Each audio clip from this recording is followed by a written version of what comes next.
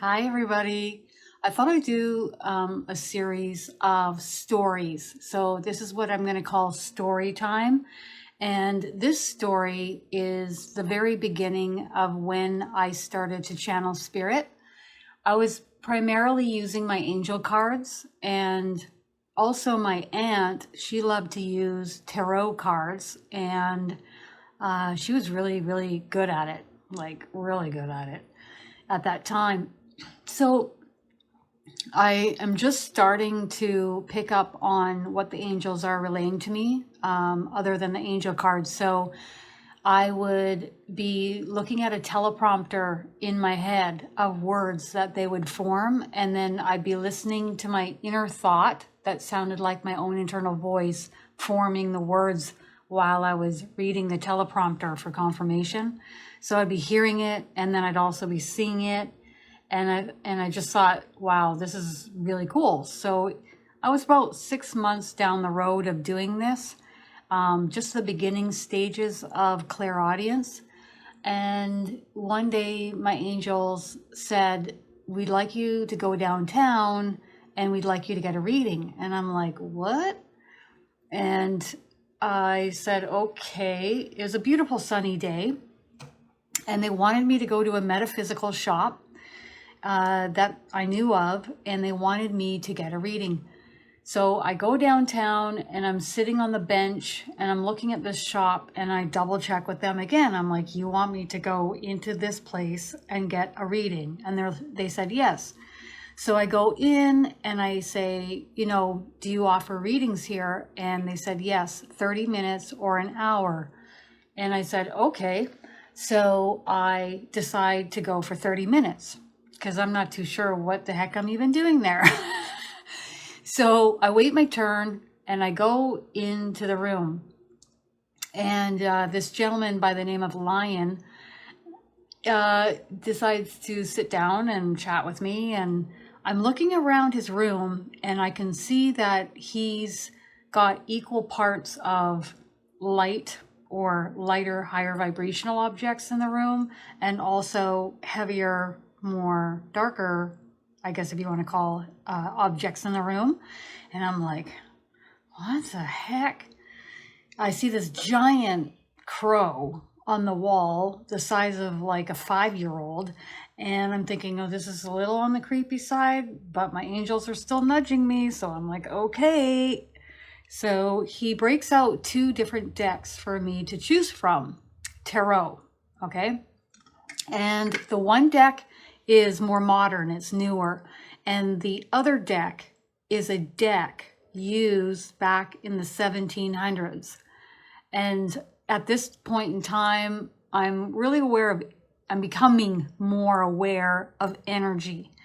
And I'm in my mind, I'm looking at the 2 decks, my choices, and I'm like, I'll go for the newer deck because I thought it'll have less like energy, less people have used the deck. So I thought, well, the older deck, I don't really want to use. Okay, it's back since the 70s. It looks cool, looks a little fragile, but I didn't really want to have my cards read, from this deck. So I pick out the newer deck and he starts to pull the cards. Actually, no. He asks, do you want to choose the cards or should I choose the cards? And I said, I'm going to choose the cards. So I did the same thing as I had done before with my angel cards, except that I just ran my hand just above the tarot deck and I let the angels guide my finger to the cards. And so I think about 6 cards popped out. So he flips the cards and he says, these are really good cards. And I'm like, oh, okay. He goes, no, like sometimes I'll get cards that will come out of the tarot that are referencing to a death or other things that are really not good. But all of the cards that you have here are really good. I'm like, okay. So I remember one of the cards standing out real strong. And that was the tower coming crashing down. It was on fire. And I thought to myself, ooh, this doesn't look too good. But like he pointed out in the card that things are going to drastically change in my life. The tower was going to come crumbling down, but as I could see out behind the tower was smooth sails ahead. And I said, okay, well, I'll take that as a good thing. So big shifts, big transitions happening. He's like, big. So big change is coming. Something big's coming. And I'm like, okay, okay. You know, this is July. I'm like, okay, all right.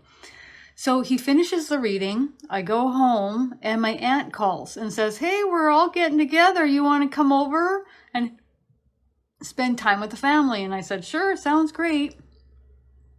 And so I head over and she just happens to break out a deck of tarot cards. And I'm like, 2 times in one day? Like, how much more can I take? And so, like, you know, when my aunt would break out the cards, everybody was getting read, you know? So along comes my turn, and which cards show up? Some of the exact same cards I just had read at the shop downtown. And one of those cards that really stood out was the tower coming crashing down. And I was like, come on, come on. 2 unique tarot readings by 2 different people randomly in one day.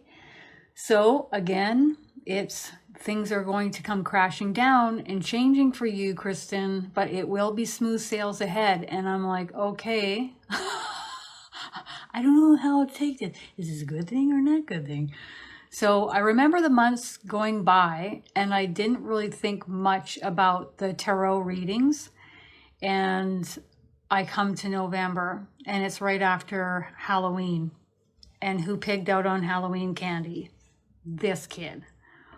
And that kicked off a flare-up, which I had had issues with ulcerative colitis, you know, off and on for years. And into the hospital I went by the end of, well, it was probably about the beginning of December. Except this time the doctors couldn't turn it around. I couldn't get out of it.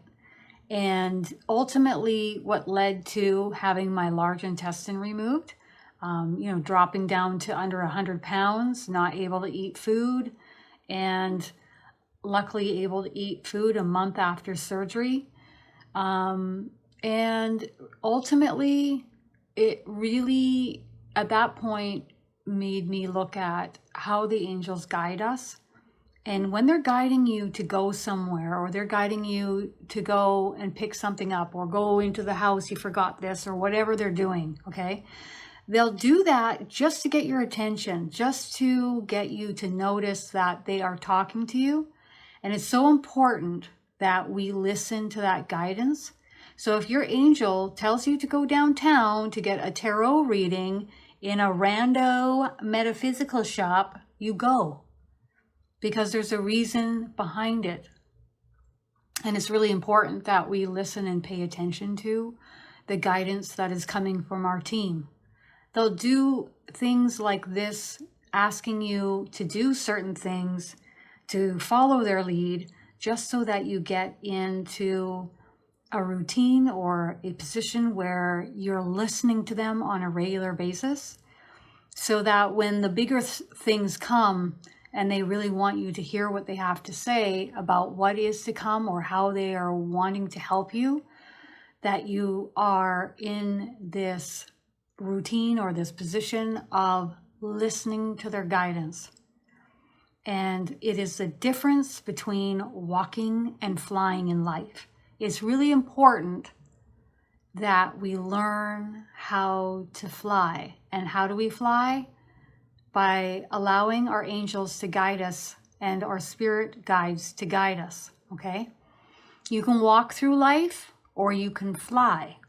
And I'll tell you, flying is much easier, much, much, much easier. And life takes on a whole other different quality. It's much more magical. It's much, much more magical, and it's wonderful that you work in tandem with such high vibrational beings of light and love that are always here, helping you, guiding you.